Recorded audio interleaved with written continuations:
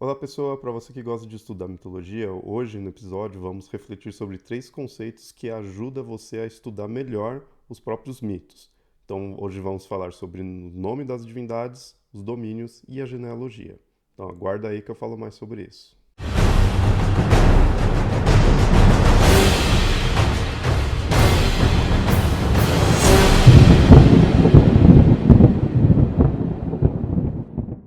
O conteúdo de hoje, do qual eu vou falar, que é os nomes das divindades, os domínios e as genealogias, é um tipo de conteúdo que eu gosto de fazer aqui, que é justamente para ajudar a pesquisar, a estudar mitologia. Porque, querendo ou não, eu já estudo mitologia já há uns 20 anos, então, conforme foi passando o tempo, eu fui vendo ideias e conceitos que é interessante a gente focar, né, formas de estudar os mitos ali para ajudar. E eu gosto de passar isso aí para frente. Então, me diz que você acha desse tipo de conteúdo, né? De não ficar só mostrando ali os deuses ou os mitos em si, mas falar sobre, né, os conceitos da mitologia, as formas de estudar, o que pesquisar, né? Me diz aí se acha isso interessante para eu fazer mais episódios voltados nessa temática. E como eu disse, o tema de hoje aí é falar de nome das divindades, dos domínios e da genealogia. São conceitos que você encontra em toda a mitologia, né? Todas as divindades praticamente têm isso, de forma geral. E, na verdade, até nem foca só nas divindades, tá? Outros personagens míticos também vai encontrar esses conceitos. A princípio parece algo óbvio, mas quando você estuda, quando você analisa os detalhes desses aspectos, você vai perceber a importância deles para realmente compreender a divindade, para ver a complexidade que uma divindade tem. Ou como eu falei, não, ou um personagem mítico. Isso não precisa focar especificamente nas divindades, e como falei, qualquer mitologia tem isso, qualquer cultura, qualquer panteão ali vai ter isso, essas características. O primeiro que eu vou falar aqui é o nome da divindade. Assim, como eu falei, é bem óbvio, né? Toda divindade tem um nome, o nome é o que define ali a divindade, mas quando você para analisar o porquê que a divindade tem aquele nome, o que significa aquele nome, as variações do nome da divindade, isso vai dizer muito sobre ela. Não só para dizer quem ela é, mas para até mostrar as características da divindade. Um exemplo rápido aqui é divindades que são personificações, muitas vezes costumam até ter o próprio nome ser aquela personificação, né? Ser aquele elemento em si. Um exemplo aqui, a gente tem inúmeros exemplos, né? Mas um exemplo aqui é o oceano, na mitologia grega. Ele é o deus do oceano, ele é a personificação do oceano, ainda que esse oceano seja um rio, né? Na verdade, não o que a gente entende atualmente realmente como oceano, mas é o rio que circunda toda a Terra. E o nome dele é esse porque ele é o próprio oceano em si, ele é a personificação. Alguns nomes até de divindade dá para saber mais até indo pela etimologia do nome, né? O significado ali do nome em si, a origem, né, do significado. Mas aí tem um porém muito grande por causa que existe muita etimologia popular, né? Quando vai se pesquisar a etimologia dos nomes, principalmente nos gregos, chega-se na conclusão de que não se tem certeza se aquela origem do nome é verdadeira, se aquele significado realmente é verdadeiro. Muitos ali não têm certeza, né? Mas ainda assim é um estudo do nome, uma possível origem, né? Existem várias hipóteses aí para vários personagens míticos, né? Em referência à origem do nome, ao significado do nome. Isso falando só dos gregos, mas em outras culturas ali você também vai ter isso do nome significar o que a divindade é, né, o elemento dela e a origem também do nome muitas vezes fica-se na dúvida, né? Isso para diversas culturas. Mas na verdade isso daí vai até além do próprio nome em si da divindade. Uma divindade ela vai ter vários nomes, mas ela também vai ter vários epítetos, que são basicamente apelidos da divindade, são outras formas de se referir a ela e isso traz mais características.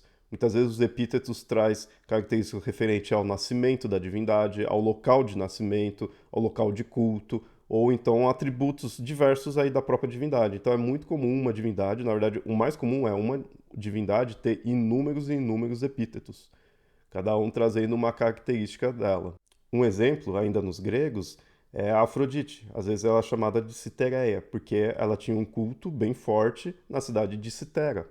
Então ela recebia também esses epítetos. Na verdade, ela tem muitos outros, alguns outros também relacionados a outros locais de culto, mas um exemplo é esse. Outro exemplo é Poseidon, que ele é chamado às vezes de treme-terra. Por quê? Porque ele era o deus do terremoto, ele é o deus que causava os terremotos. E aí a gente vê a diversidade de epítetos. Existem os epítetos que eram muito usados em cultos, então na questão da adoração da divindade tinha certos epítetos. Tem outros epítetos que já são poéticos, que foi dado pelos poetas na composição ali das obras, e isso ajudava até muitas vezes a não ficar repetindo o nome da divindade em si e já trazer uma característica da divindade. Outros tá em ambos os locais, tanto em cultos quanto na poesia. Então tem uma enorme variedade de epítetos. Isso, de novo, eu estou dando alguns exemplos gregos, mas isso vale para os gregos como vale também para outras culturas, divindades de outros panteões.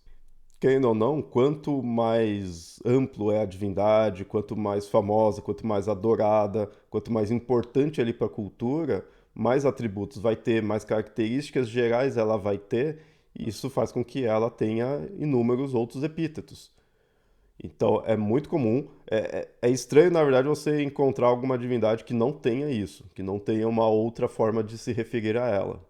Por isso que é importante estudar essa questão dos nomes, os nomes e os epítetos. E é interessante que isso vai variar de local para local. Como tem essa questão de ter alguns epítetos relacionados a cultos, é comum que então em alguns locais tenha alguns epítetos, em outros já nem tenha tanto, né? Já designa a divindade com tal nome, outros com outro nome.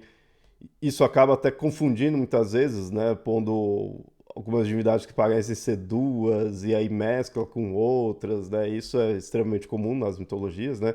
Unir ou dividir algumas divindades, né? Isso tudo pela questão do nome e da variação do nome, né? Então isso é bem comum mudar de local para local. Todas essas características que eu vou passar aqui, elas variam de local para local também. Isso é bem comum, né? Nenhuma divindade ela é igualzinha em toda a região, em toda a sua cultura. Antes de ir para o próximo aspecto aí das divindades, se você está gostando desse vídeo aí, curte o vídeo, assina, que eu vou estar fazendo outros vídeos, então eu estar sempre recebendo, né? Então se inscreve aí no canal, compartilha e comenta aí o que você está achando, comenta se essa ideia desse tipo de episódio vale a pena, se você gosta disso, essa forma de estudar as mitologias e os deuses em si. Comenta aí para eu saber que você está curtindo. Indo agora para o segundo aspecto, são os domínios. No caso, aqui são, entre muitas aspas, as profissões de uma divindade. Ou seja, é a área de atuação dela. Então a gente tem o deus do vinho, o deus do céu, o deus da chuva, o deus do submundo, né? Esses que são os domínios de uma divindade. Talvez essa seja uma das características mais populares numa mitologia. É muito comum, né? Quando você estuda a mitologia, a primeira coisa que você vê é ali, tal deus é de tal domínio, de tal aspecto, né? Só que isso acaba também criando um certo conceito errado, que às vezes as pessoas têm, de que é um para um, né? Então, tipo, numa cultura vai ter um deus da morte, um deus do submundo, um deus da chuva, um deus da fertilidade, e só, como se fosse apenas assim, né? Cada um ocupando um cargo. E não, é o contrário, na verdade. Por exemplo, nos gregos ainda que eu falei do oceano, é um deus ligado às águas, né, é o oceano em si. Os gregos eles têm muitas divindades marítimas. A gente, ó, falando aqui alguns exemplos, a gente tem Pontus, que é o mais antigo, que também é uma personificação, né, das águas. A gente tem o Poseidon, que é o mais famoso, a gente tem o Oceano, o próprio Oceano e a esposa dele também seria uma deusa da água, tem inúmeros deuses rios, inúmeros ninfas, né, das águas, e a gente tem outros e outros deuses aí, tudo relacionado à água. Até mesmo a Afrodite, que eu citei anteriormente, ela é uma deusa do mar, né? Ela está relacionada a esse elemento também, muito em parte por causa do nascimento dela, né, da narrativa do nascimento dela. Então, assim, tem inúmeros deuses relacionados a esse elemento. E uma divindade também, ela não vai estar relacionada a um único elemento. Eu citei aqui a Afrodite, mas ela é muito mais conhecida por ser a deusa do amor. E aí ela envolve elementos parecidos, né? Deusa do amor, do sexo, da fertilidade. Então ela vai ter vários domínios e um único domínio também vai para várias divindades. Alguns acabam sendo próximos, como eu falei da Afrodite, né? Da beleza, do amor, do sexo, né? São coisas que ainda têm uma proximidade. Mas, por exemplo, o Poseidon, que é um deus do mar, que eu citei, ele também é o deus dos cavalos. depois de um tempo acaba se relacionando esses elementos, mas a princípio a gente vê que são elementos bem distintos, né? Ele é o deus dos mares e é também o deus dos cavalos. De certa forma, isso está relacionado muito às regiões do culto dele. Tem certas regiões que ele era adorado como um deus dos cavalos, em outras não, né? Então, de uma forma geral, ele acaba tendo esses vários domínios, mas isso muda e a importância dele perante esses domínios muda de acordo com o local e também de época em época, né? Uma também porque acaba mesclando com outros deuses, né? Isso de uma forma geral, né? Hermes é um exemplo disso. Hermes é uma das divindades com mais variedade de domínios, sabe? É deus do mercado, deus dos ladrões, deus dos viajantes. Então, às vezes, você encontra até um paralelo, né? Uma relação entre esses domínios, mas muitas vezes é porque vai mudando com o tempo e com o local. Vai mesclando com outras divindades ali, vai aumentando, vai tornando a divindade em si mais complexa e mais rica. E aí, em algum local, por exemplo, uma divindade ela é da agricultura e assim ela pode ser adorada naquele local mais como uma divindade da agricultura. Em outros, ela pode ser adorada mais como uma divindade da chuva, por exemplo, né? Um exemplo genérico aqui, né? Inclusive com domínios que a princípio parecem ser opostos. Mais um exemplo grego, a gente tem o Apolo. Ele tem vários domínios e um deles é o domínio da cura, mas ao mesmo tempo também ele é o deus das doenças. São elementos opostos, mas que se relacionam, né? Por ele ser o deus da cura, ele também é o deus que controla ali, as doenças. Então ele pode trazer sim doenças, como também pode curá-las. Eu estou citando aqui os gregos, né? Que é o que tem mais exemplos, né? É o mais fácil também de você relacionar por serem os mais populares. Mas, de novo, isso não se prende a uma única mitologia. Nos egípcios, por exemplo, a gente tem inúmeros deuses relacionados à morte. Os vários deuses chacais, todos são relacionados à morte, mas não só eles, né? O Osíris, que é um dos deuses mais populares, é relacionado à morte. Então é um elemento onde tem vários representantes ali, às vezes alguns com funções específicas relacionadas à morte, e também do sol. A gente tem bastante deuses relacionados ao sol na mitologia egípcia, né? É um outro elemento também que tem uma grande variedade pela própria importância que tem ali para a própria cultura, né? Indo para outra cultura, a gente tem nos nórdicos, a gente tem vários deuses relacionados à guerra. O próprio Odin, né, que é o principal deus, é o deus regente ali, ele é um deus da guerra, e o Tyr também é um deus da guerra. Só que enquanto isso, o Odin ele é deus da guerra e também é um deus da sabedoria. E os domínios dele também existe hipótese de que foram mudando com o tempo. Existe a hipótese de que ele originalmente não era realmente um deus tão da guerra em si, ele era mais até relacionado a conceitos de morte, e na narrativa dele a gente vê o porquê que ele se torna um deus da sabedoria. Então esses domínios, eles vão mudando com o tempo na questão de culto ali, da cultura mesmo em si, né, vai acrescentando, mas dentro da narrativa também muitas vezes tem esse acréscimo de domínios, né?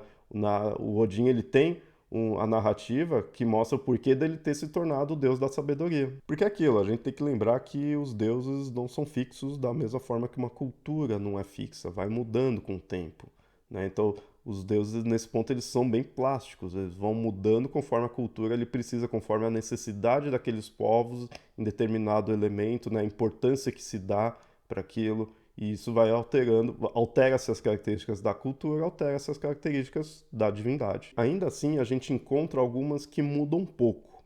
Essas que são mais populares, mais complexas, mais adoradas, muda bastante. Tem essa variação com tempo e com local, tem essa complexidade.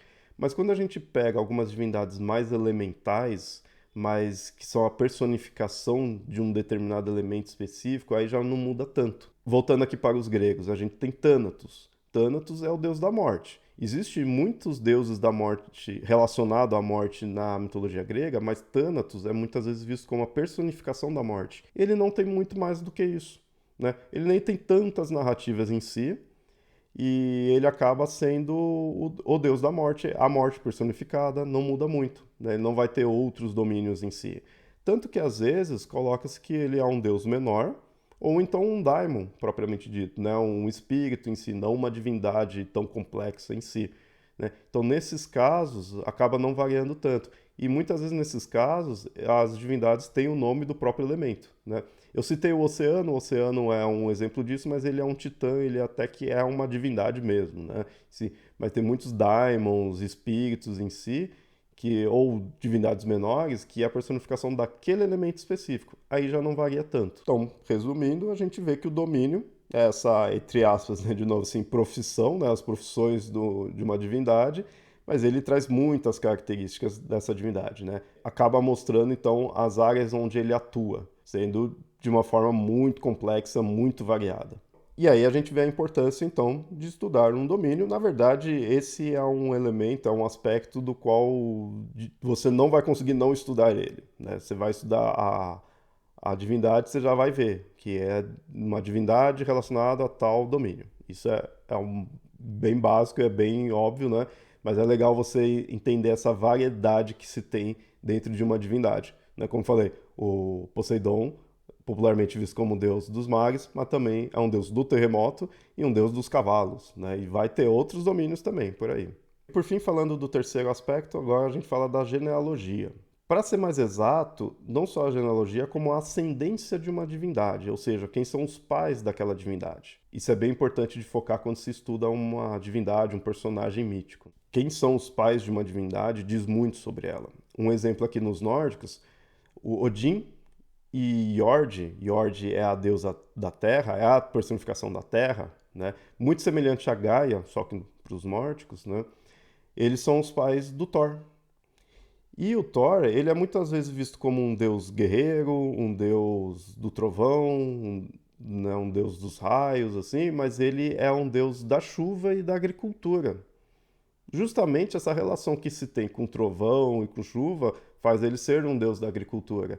E a gente vê que um deus da agricultura é filho do deus, da deusa da terra, né, da própria terra. Então a gente vê a relação do domínio dele com a relação do domínio da mãe dele. Nos gregos, por exemplo, Hipérion é um deus titã da luz celestial. E o filho dele é Hélios, que é o próprio Sol, querendo ou não, uma luz celestial também, né? Então a gente vê que o filho dele teve um aspecto do domínio, né, também, a própria personificação, né, que ele é o Sol em si, relacionada ainda com o pai dele. Os filhos da deusa da noite, a Nyx, eles são todos tenebrosos, são todos relacionados a conceitos nocivos à humanidade. Então aí já traz esse aspecto da noite ser algo perigoso para nós. Então eles herdaram esse aspecto, né? Isso é, como eu falei, é bem comum, por isso que é interessante você saber quem são os pais daquela divindade, quais características que ele está herdando, né? Tem um motivo dele ser filho daquela divindade. E aí a gente vê algo interessante quando se estuda a genealogia, porque assim, eu falei do nome e do domínio, né? Dos nomes de uma divindade, e os epítetos e os domínios. Todos esses daí têm inúmeras variações. Como eu falei, o padrão é que tenha variação, né? O mais comum é que tenha variação ali, tanto de nome quanto de domínio. Só que você não muda o mito, né? Você não muda uma narrativa por causa disso. Numa mesma narrativa, você vai ver uma divindade com inúmeros nomes, com inúmeros domínios. Mas quando se trata de genealogia, quando se tem uma alteração, aí muda sim o mito. Aí sim é uma outra narrativa. Na narrativa tem que mostrar da onde surgiu aquela divindade, aquele personagem. E aí se altera isso, acaba sendo uma outra narrativa. Existem algumas exceções quanto a isso, mas são pouquíssimas, né? Mas normalmente quando muda a genealogia de uma divindade, muda-se o mito dela. Um ótimo exemplo disso é a Afrodite. Afrodite, na Teogonia do Hesíodo, ela nasceu de Urano, né? Ela é filha do deus Céu. Isso vai trazer certas características para ela. Já para o Homero, na Odisseia, é mostrado que ela é filha de Zeus. E aí isso traz outras características para ela, né? É a mesma personagem, mas traz origens diferentes e aí acaba sendo incompatível uma narrativa com a outra, né? Tanto que são obras distintas, de autores distintos, né? Mas é a mesma personagem. Ali que traz essa complexidade que é comum na mitologia de ter a variedade do personagem e da narrativa. Né? São narrativas distintas sobre o mesmo personagem, mostrando origens distintas, por motivos também específicos. Ou seja, uma narrativa diferente traz uma genealogia diferente. o que torna tudo ainda mais rico, mais complexo e mais importante de estudar e entender o porquê daquela origem genealógica, né? O porquê tal divindade é filho de outra divindade específica, né? Tem todo o motivo disso daí que vai variando de obra para obra. Cada narrativa vai trazer uma versão. De novo, também, sempre lembrando, estou falando aqui dos gregos, mas isso não se prende a só a eles, tá? Isso também varia bastante em outras culturas, em outros panteões. E por fim, eu acho que ficou claro que esses três conceitos eles se comunicam. Eu mostrei a questão do Poseidon, dele ser o treme-terra, né, também chamado de treme-terra, e que ainda não é um epíteto, mas ele traz um domínio dele, né, mostra um dos domínios que ele tem, que são os terremotos. Já há uma relação entre esses dois aspectos. Né? Um outro exemplo, a gente tem Zeus, muitas vezes chamado de Crônida. Né? Então é um epíteto dele, e ele tem esse epíteto por ele ser filho de Cronos. Crônida significa isso. Ainda que tenha outros deuses que também sejam filhos de Cronos, muitas vezes é mais voltado para Zeus, né? Normalmente isso é dito de Zeus, dele ser o deus Crônida, filho de Cronos. Isso é muito comum, essa questão de ter um epíteto que diz de quem ele é filho. Isso é bem normal. Na verdade, até isso é um conceito que não se prende aos deuses, né? A própria humanidade tem isso. E os deuses têm muito disso. Personagens míticos têm muito disso. Do nome, um epíteto, mostrar quem é o pai daquela personagem, né? O pai ou mãe. Normalmente pai é mais comum, né? Mas é normal ter isso. Então, mais uma forma de relacionar esses três elementos. Bom, então é isso. Esse episódio foi bem focado nesses três conceitos que são óbvios, na verdade, né? Não só parecem, são óbvios, mas eu gosto de frisar bem isso daí. É bem interessante você que está querendo estudar mitologia e entender melhor os deuses, presta atenção nesses elementos, presta atenção nos outros nomes que uma divindade tem, porque tem um motivo de ser daquele jeito. Presta atenção quem são os pais de determinada divindade, porque isso vai dizer muito sobre ela, sabe? E é aquela versão daquele mito, né? Presta atenção nos domínios da divindade, pois vai dizer muito ali de como ele é cultuado naquele local, que vai ser diferente de em outros locais, né? Presta atenção nas variedades de tudo isso daí, variedade de nome, de domínio, de genealogia, né? Eu acho bem importante que você vai perceber o quão rico é um personagem, né? Não precisa ficar só naquela narrativa, claro que a narrativa é algo que vai trazer essas informações, mas você vai entender melhor sobre como é aquela divindade estudando e analisando esses aspectos, né? Espero que tenha gostado aqui do vídeo. Comenta, né, o que achou, comenta o que achou desse tipo de episódio que eu tenho feito para ajudar você a estudar mitologia. Né? Eu gosto bastante disso daí, espero que você tenha gostado, né? Então curte aí, comenta, se inscreve aí para receber mais, né? E compartilha aí também esse vídeo, né? E a gente se vê no próximo vídeo. Até mais.